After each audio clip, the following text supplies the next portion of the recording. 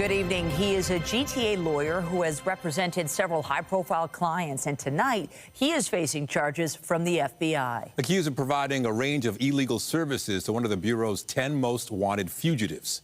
CTV Sean Leithong is live tonight in Brampton. And Sean, he's just one of several Canadians arrested as part of the investigation into a former Olympic snowboarder now accused of being an international drug trafficker. Yes, Nathan and Michelle, Project Giant Slalom has been active for several years. We first heard about it in October. Deepak Pradikar, a prominent criminal lawyer, just located next to the Brampton courthouse. He has represented high-profile clients. In this particular instance, he's accused of advising this drug kingpin to kill a potential witness.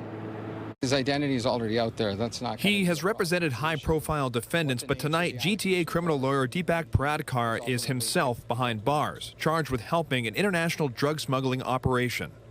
Yesterday morning, the RCMP and Ontario Provincial Police proceeded by arresting 7 Canadians with ties to the wedding organized crime group.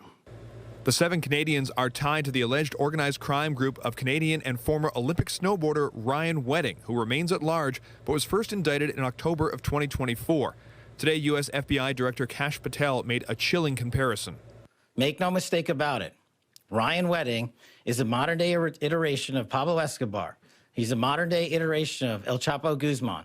The new charges announced by the U.S. Justice Department focus on the killing of a federal witness who was set to testify against Wedding.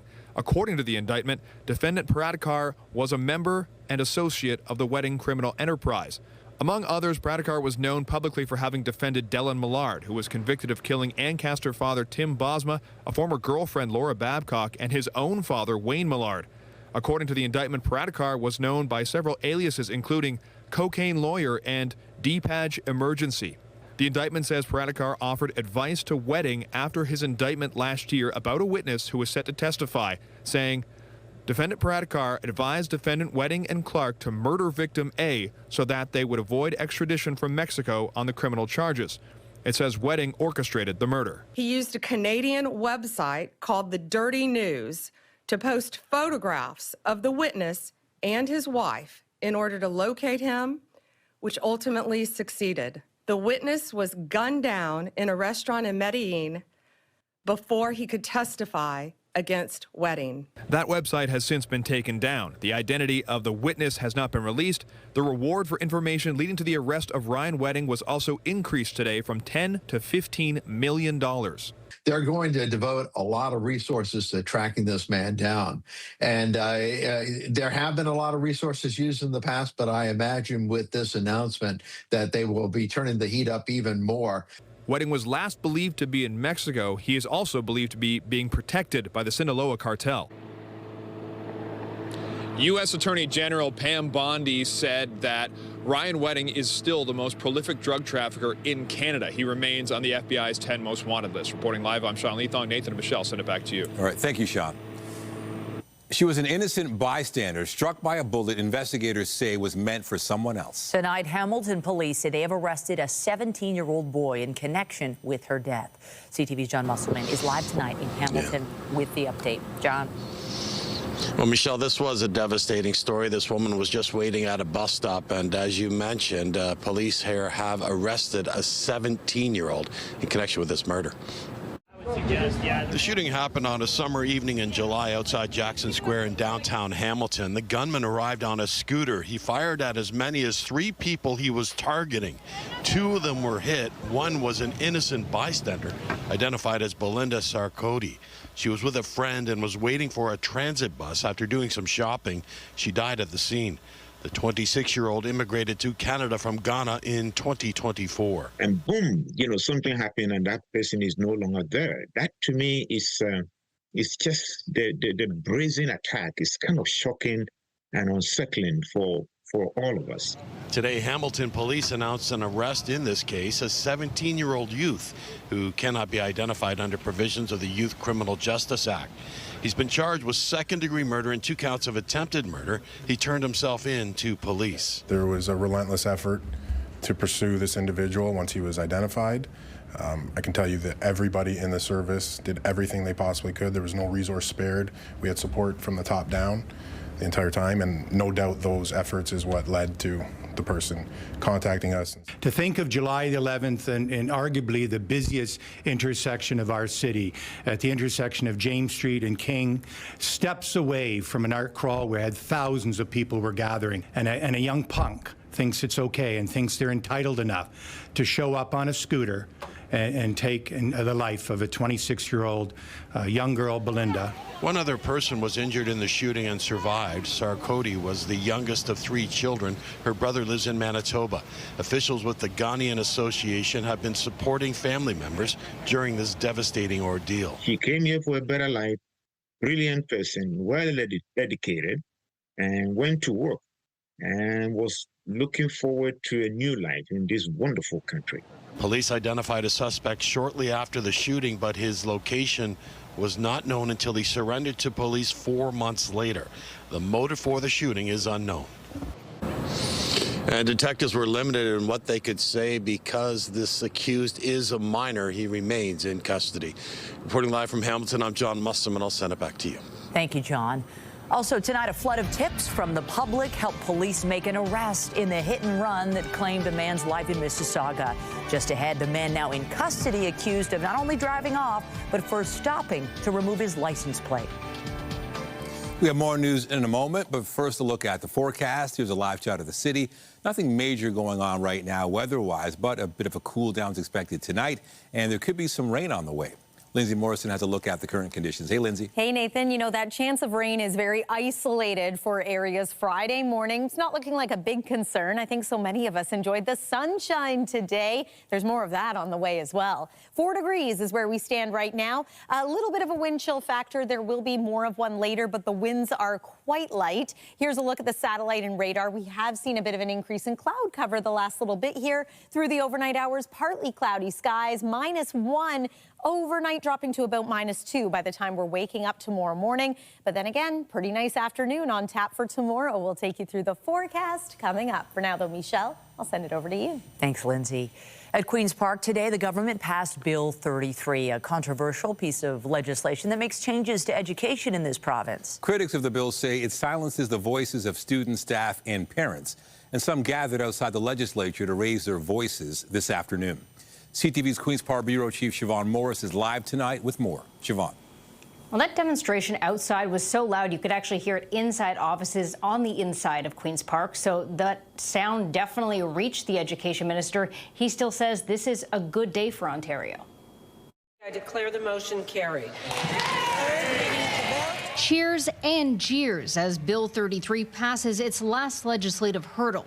The process controversial because it skipped committee hearings, but the bill's content has sparked anger too. Bill 33 is all about putting school boards back on track that fall off the rails. The education minister can now more easily take over a school board, even if it isn't in financial trouble.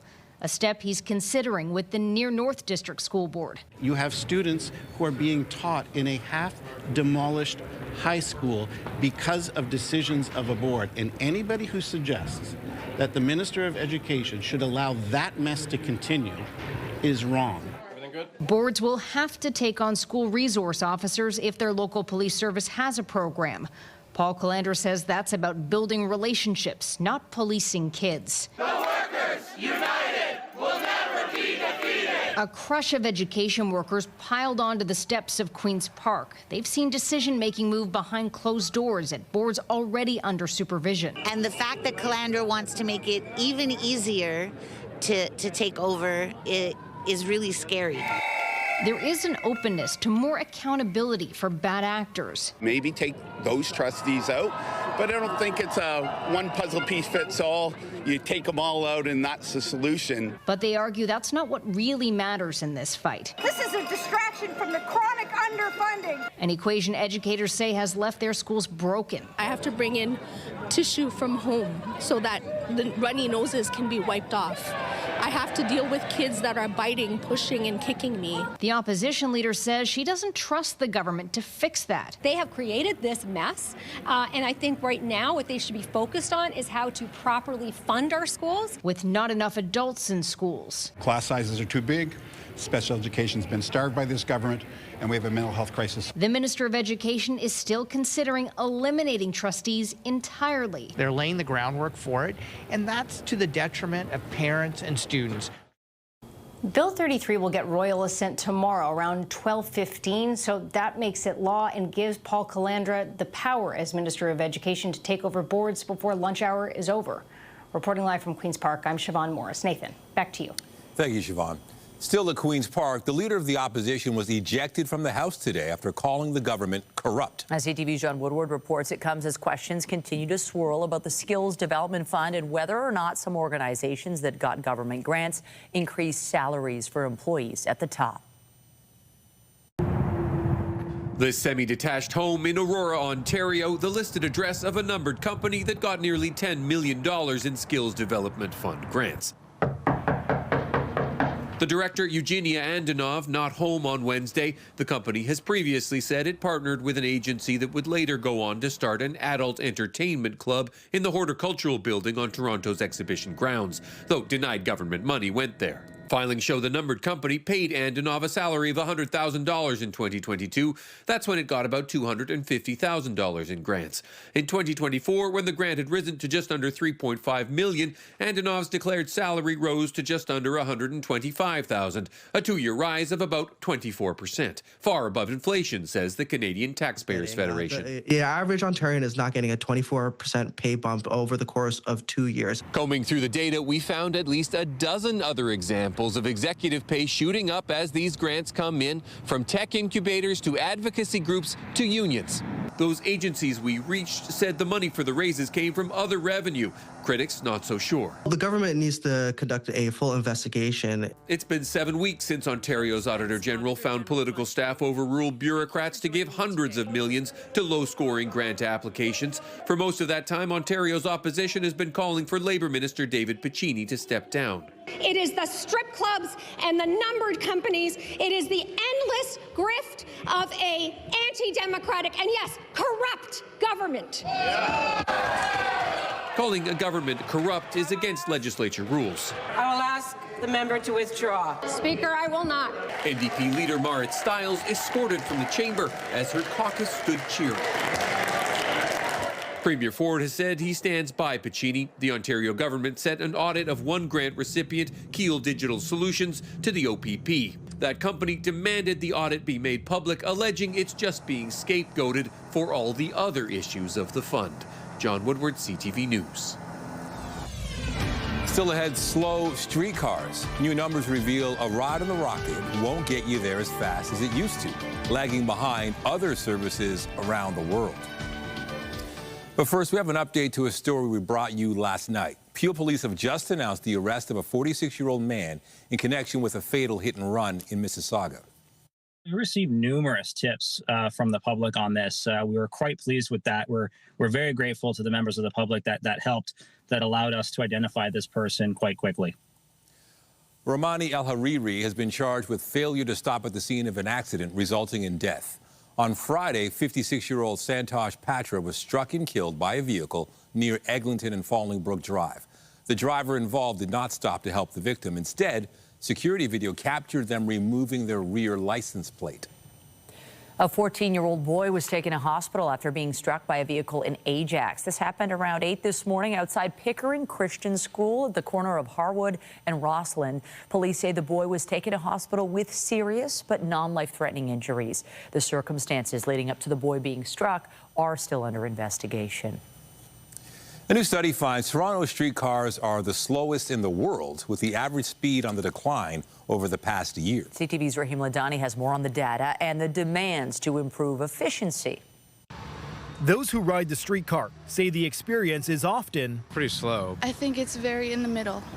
Like sometimes it's horrible, sometimes it's whatever. I find that they short turn. I find that they're extremely slow. But these aren't just feelings. The TTC's latest numbers show the average speed of streetcars are down 2% compared to last year and 10% compared to pre-pandemic. That's led to 61% of streetcars being on time this past September, well below the Transit Commission's own 90% target. There's simply more congestion on the roads now. You've got more ride share, delivery sort of services. You've got more construction on the roads. and our streetcars operate in mixed traffic. The TTC plans to add 60 more streetcars by the end of the year, bringing its total fleet to 264 streetcars. It says the best way to improve speeds and efficiency is to create more priority lanes, like this one being installed on Bathurst Street. We put a rapid TO lane along Eglinton and Kingston Road, Morningside going out to the U of T in Scarborough, and the on-time performance and the trip speeds dramatically improved and increased. The room for improvement is also dramatic. Toronto streetcar speeds have been compared against the rest of the world by the International Union of Public Transport. In 2024, the average TTC streetcar traveled at 10.7 kilometers per hour. That's slower than every other service analyzed, including those in Oslo, Norway, and London, England. There's this frustration that riders feel that make them think, well, maybe I'll take the car today instead. The number of people boarding streetcars has dropped 4% compared to last year. Transit advocates fear if the TTC doesn't improve reliability, the service could eventually be eliminated altogether. The best way to get riders back onto the system is to improve reliability, right? If you know that when you arrive at your stop, your streetcar will arrive when it's supposed to arrive and get you where you want to go when you expect it to get there. Making one of the slowest streetcars in the world worth riding again. Raheem Ladani, CTV News. A group of commuters, meantime, are calling on Metrolinx to return express service to the Lakeshore East line. They've launched a petition pushing for change. CTV's Beth McDonnell has the details. Before the pandemic, Nidhi Oja commuted to her job in downtown Toronto on a Lakeshore East Express GO train from Oshawa to Union Station. But the express service hasn't been available for years, and Oja is fighting to bring it back. They need to reinstate what was already there before COVID, considering the fact that we are back to normal and the commute should also be back to normal. Oja has a petition to see express trains return and argues now is the right time as the Ontario government and other companies order workers back to the office. Currently, she says the trip takes over an hour compared to an express train, which gets her there in 40 minutes. It means that more stress. It means that less quality time with the family. It means that kids has to be in the daycare or school where they are for more hours, more money. Metrolinx tells CTV News the Durham Express service has been temporarily suspended because a third track was taken out of service. Its removal due to construction happening in Toronto along the Ontario line and the future East Harbour GO station near the Portlands, and thanks to Lakeshore East expansion work. While the Durham Express trains aren't running, Metrolinx says is providing 10-minute service during weekday rush hour, and in October announced 6 new rush hour trips, 3 in the morning and 3 in the afternoon. Adding in a statement, we appreciate how important express service is for our customers, and we are always working hard to balance current service impacts with construction work that will enable future service increases and new transit connections. Other commuters we spoke with would also appreciate express service. As you can see, this parking lot is extremely busy. There is huge demand for this train, and so I think having more opportunities and better access for people really helps achieve all of our goals to reduce traffic, reduce carbon footprint. Metrolinx didn't say when express trains could run again. Oja hopes it happens soon and believes there will be added benefits. Do you think more people will give up their cars and take GO if there is an express service? Yeah, I truly believe that there will be less rush on 401, which is the ultimate goal of government. If we talk about that, like, taking out some cars from 401. Helping ease everyone's commute into the core. Beth McDonnell, CTV News. A member of parliament is defending herself after being called a traitor for not voting on the federal budget. Conservative MP Shannon Stubbs was one of 2 members of her party who didn't vote on Monday. Afterwards, there were a number of angry messages directed at her on social media. But her office reiterated in a statement that she is off for medical leave, specifically jaw and chin surgery that was delayed because of the spring election. Stubbs says she strongly opposed the budget, which passed by a razor-thin 170 to 168. The other Conservative MP not to vote was Matt General, who recently announced plans to resign. Meanwhile, Prime Minister Mark Carney has arrived in Abu Dhabi. Carney is the first Canadian Prime Minister to visit the United Arab Emirates since 1983. His visit comes as Ottawa tries to drum up investment from sovereign wealth funds and the private sector to help diversify Canada's economy in response to the U.S. trade war. The PM is expected to meet with senior government and business leaders in the UAE before heading to the G20 Leaders Summit in South Africa.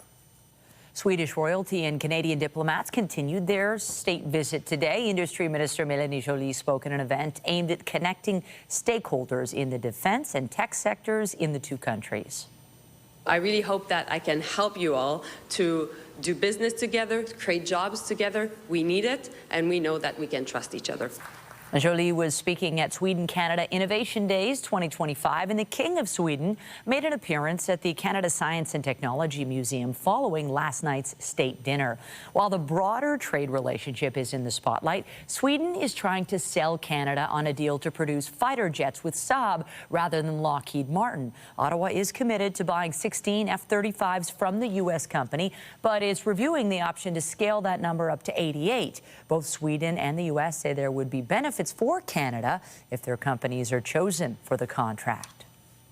Every time someone decides to buy one, that's a significant amount of money to a lot of Canadian companies. And then, the tariff thing, but all of that is put in a package to restore America's economy and get us, to, as the president will describe, one of the hottest, if not the hottest economy in the world. That's the objective, doing all of those things. U.S. Ambassador Pete Hoekstra made those remarks at the National Manufacturing Conference in Ottawa today. He also took aim at the Ford government's recent ad showing former U.S. President Ronald Reagan. The ad quoted Reagan on his dislike for tariffs, but the Trump administration argued it was edited in a misleading way and halted trade talks with Canada. The ambassador today called the ad participating in U.S. electoral politics, saying he would reconsider the tactic amid trade tensions. The prime minister apologized to Trump for the ad, which the province took down after a few days. All eyes, meantime, are on the White House after a bill to release the so-called Epstein files flew through Congress with nearly overwhelming support. U.S. President Donald Trump can now sign the bill, but it's still not clear when that'll happen or what the impact will be. CTV's Joy Malvin is following this story from Washington. The Senate has passed the bill under unanimous consent. For these survivors, this was a long time coming, rejoicing after Congress voted overwhelmingly to force the Justice Department to release government files on Jeffrey Epstein's crimes. One of the best days of my life, to feel seen, validated, and heard for the first time. It's been 5 administrations, almost 30 years of fighting this. And it's just, this is amazing. It's estimated more than 1,000 girls were abused in Epstein and Ghislaine Maxwell's sex trafficking ring. The bill to release the records expected to be signed into law by the president, who for weeks resisted and has the power to do it now, but bristled when asked why he doesn't. I have nothing to do with Jeffrey Epstein. I threw him out of my club many years ago because I thought he was a sick pervert. But I guess I turned out to be right. The bill compels the Justice Department to make public the Epstein records within 30 days. But President Trump demanded new investigations that could delay or stop their release, singling out Democrats like former President Bill Clinton and former Treasury Secretary Larry Summers when pressed on a timeline. Information that has come for there's information new information, additional information, and again, we will continue to follow the law, to investigate any leads. Many of the survivors just want the truth to finally come out, asking the president for the complete release of all the Epstein-related files without delay or redactions. Joy Malvin, CTV News, Washington. To Gaza now, where Israel carried out strikes targeting, it says, militants who attacked its forces. Hospitals in Gaza say at least 21 Palestinians were killed in the strikes, which hit areas on both sides of the yellow line that split the enclave into two under last month's ceasefire. Israel says militants had fired on its forces earlier in the day with no casualties. Hamas and Israel have accused each other of violating the terms of the truce on matters like the return of hostage remains and the flow of aid into Gaza. Meanwhile, in southern Lebanon, Israeli forces carried out a strike on a Palestinian refugee camp and 13 people were killed. According to local officials, Israel says it was striking Hamas militants operating in a training compound. The Palestinian group called the claim a fabrication. Elsewhere, Israel said it carried out strikes on what it called Hezbollah infrastructure. Israel has accused the Iran-backed group of trying to rearm despite their ceasefire deal. Hezbollah says it followed the terms of the deal. At least 25 people are dead after a Russian strike on apartment buildings in western Ukraine. Officials said the death toll could rise with dozens missing and wounded. Russia launched the attack as Ukrainian President Volodymyr Zelensky traveled for talks in Turkey intended to help revive peace negotiations. Sources tell Reuters the U.S. has told Zelensky he must accept a framework to end the war, proposing Kyiv give up territory and some weapons. A European official said any deal must consider Ukraine's position. The White House didn't comment on the report. Also today, Poland announced it will be deploying 10,000 soldiers to protect crucial infrastructure across the country. This follows an explosion over the weekend that tore through train tracks about 100 kilometers outside Warsaw. The blast damaged a key route linking the Polish capital to Ukraine's border. Polish authorities plan to charge 2 Ukrainian citizens with sabotage, saying they worked with Russian secret services and fled to Belarus. This comes as the European Union today stepped up its own defense planning. Because the time to prepare is not when the crisis hits, it is now. If approved, the defense package will see EU countries spend the equivalent of nearly $29 billion to better prepare bridges, ports and tunnels for seamless transport of troops and military equipment if the need arises. The spending comes as Germany unveiled the new Leopard 2A8 tank today. Reports say it's the first new battle tank for that country's armed forces since 1992. A volcano on Indonesia's main island erupted today, throwing ash high in the sky. This was the scene at Mount Semeru, about 300 kilometers west of the tourist hotspot of Bali. A bit after 2 p.m., officials say the volcano erupted and began sending those heavy clouds into the air. The alert status in the area is at its highest level, with activity discouraged within an 8-kilometer radius so people don't get hit by rocks. At least 300 people living in the area have fled to shelters. No injuries have been reported. Coming up, the majority of adults get a failing grade based on Participaction's annual report card, the results of its physical activity study, and how much daily exercise they recommend to get a pass. And I'm Pat Foran. Coming up on Consumer Alert, if you're traveling outside of Canada, you need travel medical insurance in case of a health emergency, but you might need it even when traveling within Canada. An Ontario man visiting Alberta has an air ambulance bill of more than $12,000. All of that story, that's just ahead. More sunshine on the way and more mild temperatures as well. Look at Friday's forecast daytime high, 10 degrees. Sunday will also be mild, and I think this is good news. Santa Claus is coming to town. The original Santa Claus parade in Toronto looks to bring us a daytime high of 9. We'll take a look at the long-range forecast coming up. And stay with us. We've got another full night of great shows for you right here on CTV.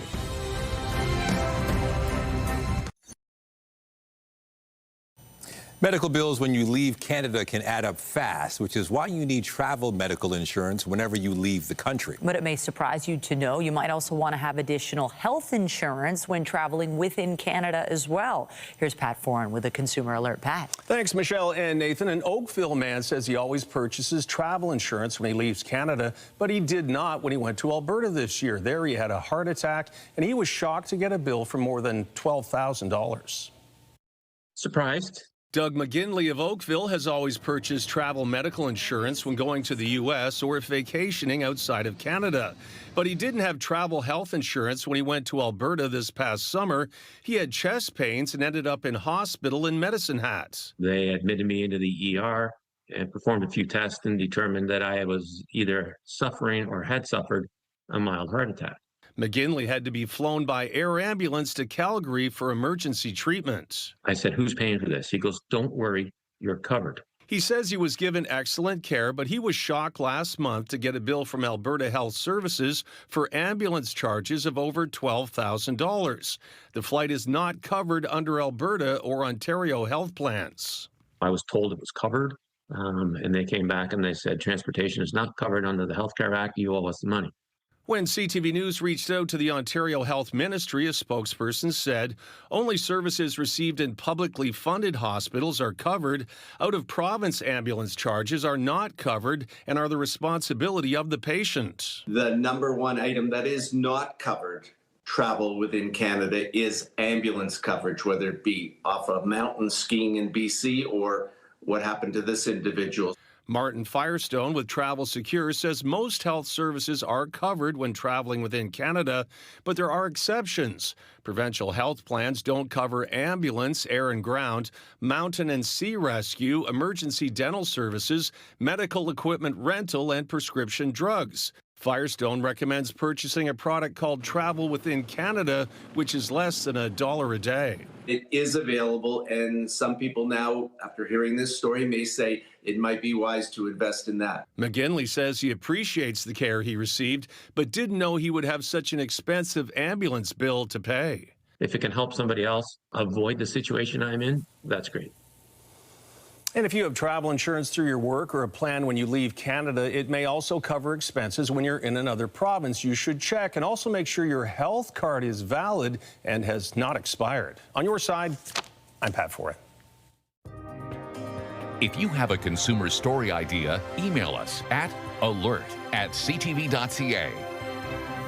Well, here we are at the midweek mark, and the way the weather is shaping up this week, it's really nice to see that we have more sunshine ahead and that we're talking a little warm up. Yeah, it's pretty good, especially if you're doing anything maybe Christmas related, doing some shopping or something else. Weather's pretty good. Yeah, so we talked about the original Santa Claus parade happening on Sunday in Toronto, but so many communities across southern Ontario have their own local parades this weekend too, and I think Santa's getting a pretty nice welcome weather-wise to southern Ontario. Saturday looks great, Sunday too, and into next week, the start of the week not too bad, and then we'll start to cool down after that. Let's get to what you need to know. Today was a beautiful day, whether you were on land or on the water. We caught a couple of fishermen out in Frenchman's Bay in the Pickering area. We also spent some time this afternoon in the Pringle Creek area of Whitby, where it was a lovely place to spend the day as well. That's another nice shot from our CTV News chopper flying high above the bay, which connects to Lake Ontario. Let's talk about your current temperature. It is 3 degrees now at Pearson Airport, a little warmer than Windsor, which is at 2 degrees this hour. Look at Sudbury and Muskoka, -4 degrees right now. You will find it a little bit cooler the further east you travel tonight also.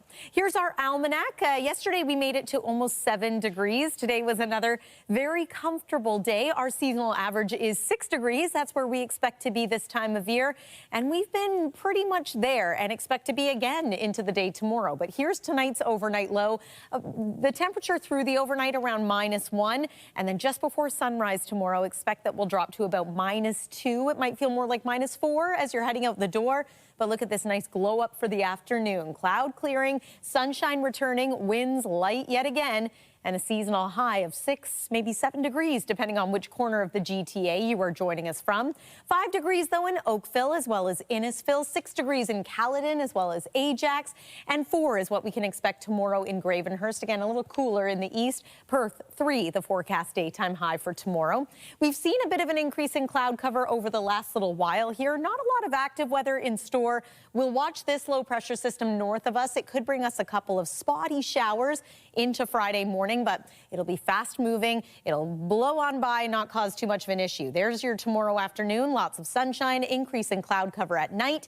There's those isolated showers Friday morning. Maybe bring the umbrella with you, but you're not likely to need it in the afternoon. Friday afternoon looks good. Saturday, more in the way of sunshine, and yes, Sunday as well. Here's your 7-day forecast.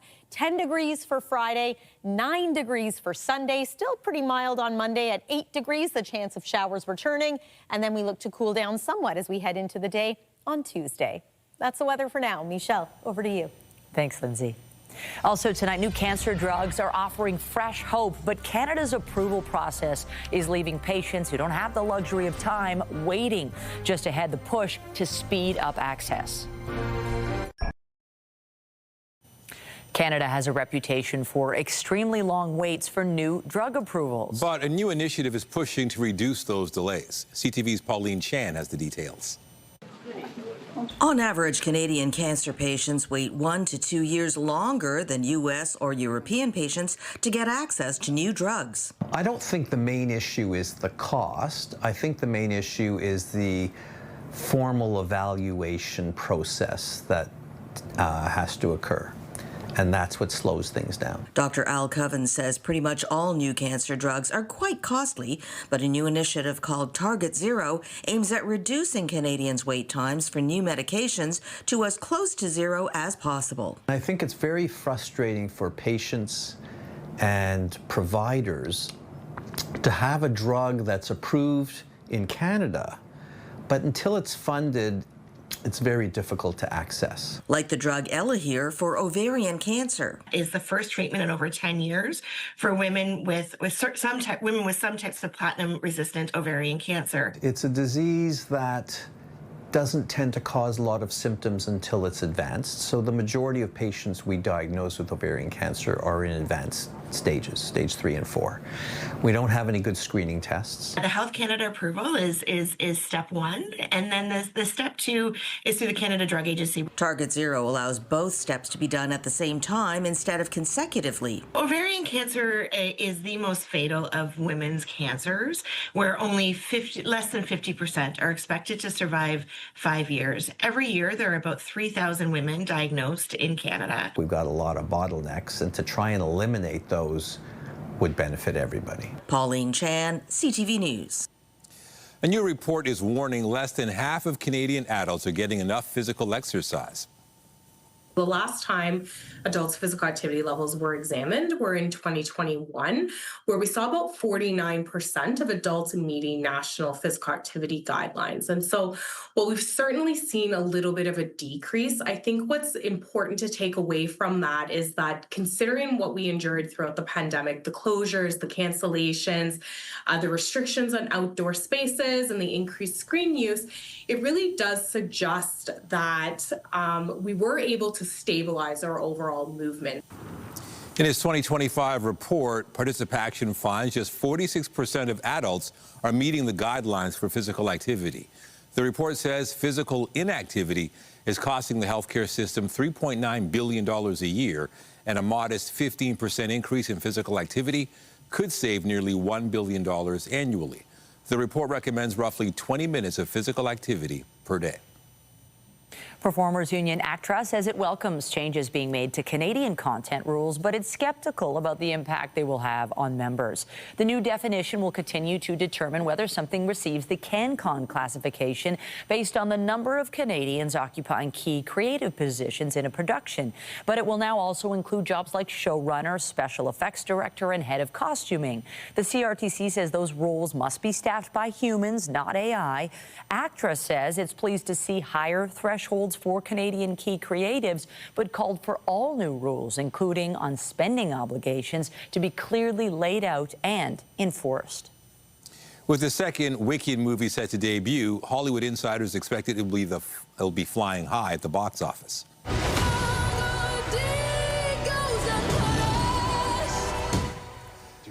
The book turned musical turned movie reframes the story of two iconic witches from The Wizard of Oz. Part 2 of the cinematic adaptation is called Wicked for Good. Variety reports it's on track to bring in $150 to $180 million US across North America in its first weekend. If it's on the higher end of that estimate, it would mark the biggest movie launch of 2025. After the break, the Maple Leafs snap a 5-game losing streak while the Raptors shoot for a 5-game winning streak. Sports is next. NVIDIA is the biggest of the big tech companies, so when it reports earnings, investors pay close attention. BNN Bloomberg's Marella Fernandez has more tonight. NVIDIA reported results for its third quarter, reporting revenue of $57 billion US, easily beating expectations. That's a 62% increase from revenue in the same period last year. The solid report expected to revive confidence in technology stocks, which have been dragged down by nervous investors. They worry about how the billions of dollars being spent on AI infrastructure will turn into revenue. NVIDIA's report pushed its share price up in after-hours trading. Metro reported earnings today. Food and pharmacy sales are up for the grocery store chain. Total sales came in at over $5 billion, but Metro had to spend more than $22 million to deal with an issue at a frozen food distribution center. The mechanical problem led to a shutdown of the center for 2 months. Fewer Canadians are falling behind on mortgage payments. Canada Mortgage and Housing Corps says the delinquency rate dropped in the second quarter. Repayment trends improved in Atlantic Canada, Quebec, and the Prairie provinces, but in Toronto, delinquencies were up 60% from the year before. Here are the closing numbers for the day. The Canadian dollar down to 71.13. West Texas Intermediate crude is down $1.42 to 59.25. Western Canadian Select is up to 48.05. And the TSX gained 241 points today, ending the day at 30,278. Those are your business headlines. I'm Marilla Fernandez. The Business Report is brought to you by Canadian Western Bank, the bank built for business. The Province is expanding its program aimed at helping homeowners improve the energy efficiency of their properties. It'll now cover up to $200 of eligible appliance purchases. From laundry machines, dishwashers, stoves, fridges, and freezers, we're putting money back in your pockets ahead of the holidays, designed to incent economic growth, help support reduction of costs, and to create jobs for the people of Ontario. The Home Renovation Savings Program initially offered rebates for energy-efficient renovations and improvements. The province says the new appliance rebates will be issued within 60 days of approval. The initiative is part of a previously announced commitment by the Ford government to spend nearly $11 billion on energy efficiency over the next 12 years. To sports, the Maple Leafs snapped a 5-game losing streak in dramatic fashion last night. Free for Riley, drops it back to Nylander, pulls it around, Nylander, backhand shot, scores! William Nylander was the hero for the Leafs. He scored in overtime to lift the team to a 3-2 win over the St. Louis Blues. The Leafs will look for a second straight win when they face off with the Columbus Blue Jackets tomorrow night. Well, the Raptors will be looking for a 5th straight win when they take on the Philadelphia 76ers tonight. Double comes in a crowd, finds it, cutting Barrett, goes in and lays it up and through. The team coming off a 110-108 win over the Charlotte Hornets on Monday. Tip-off for tonight's game against the 76ers is set for just after 7 p.m. in Philadelphia. Bo Bichette has rejected a qualifying offer from the Blue Jays and will now test free agency. Bichette rejected the offer, which would have seen him make just over $22 million over the next year with the Jays. Bichette, who finished second in the majors with 181 hits last season, is considered one of the top free agents in this year's class and is expected to secure a major contract.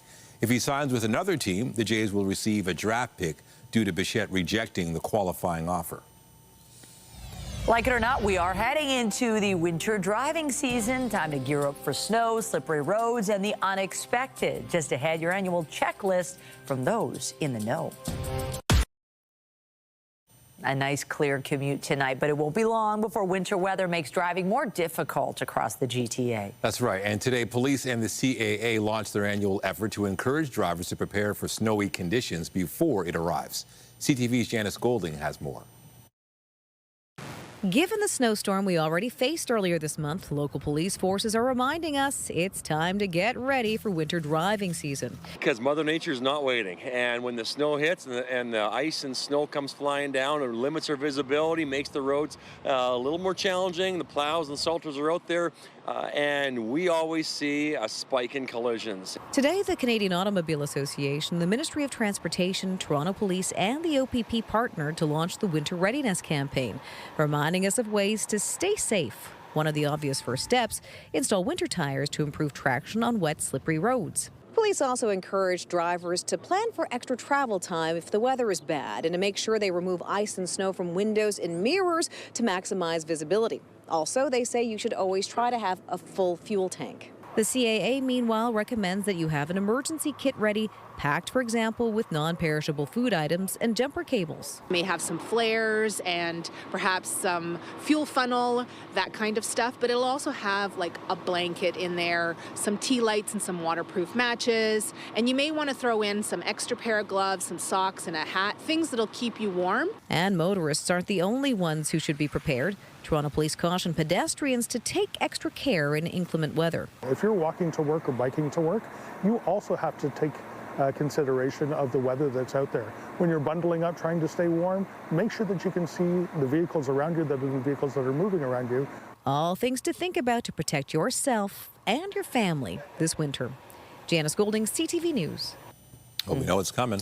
And it seems so simple, yet every time, every year, covering news, when the snow hits, it's like, boom, all these people sliding out, all the problems, so it's good advice. Fortunately, we don't have to worry about this tonight or tomorrow. Here's your wake-up weather. It looks like it's going to be a decent start to the day. A little chilly to kick things off, but once again, we are expecting some sun in the afternoon. And here's a look at your weekend forecast. This is looking pretty good for November, in my opinion. Love the sunshine. Michelle and Nathan. Oh, we love it. Thank you, Lindsay. That's it for us, but you can join Omar Sachedina tonight at 11 for CTV National News, followed by our Zarada Almond with your next local newscast at 11:30. Meantime, our coverage continues anytime on CP24 and online at ctvnewstoronto.ca. For Lindsay Morrison and the whole team here at CTV News, thanks for watching and have a great night.